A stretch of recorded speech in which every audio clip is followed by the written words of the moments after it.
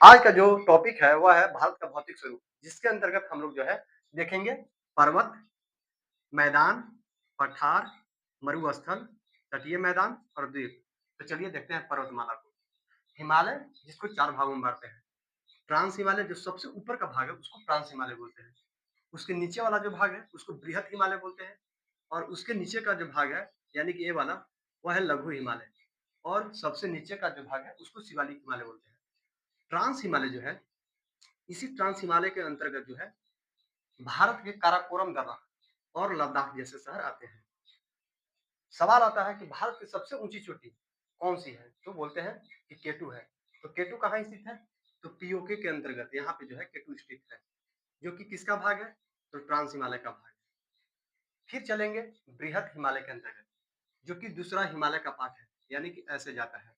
तो बृहत हिमालय के अंतर्गत जो है विश्व की सबसे ऊंची चोटी यानी माउंट एवरेस्ट, जिसकी हाइट कितनी है? तो 8,848 मीटर है माउंट एवरेस्ट की, जो कि नेपाल का भूभाग में पड़ता है। यहाँ पे जो है माउंट एवरेस्ट स्थित है। तो याद रखेंगे कि माउंट एवरेस्ट किसका भाग है? तो बृहत हिमालय का भाग है।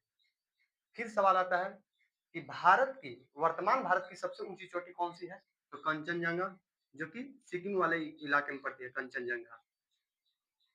तो ये भी जो है बृहत हिमालय का ही भाग है।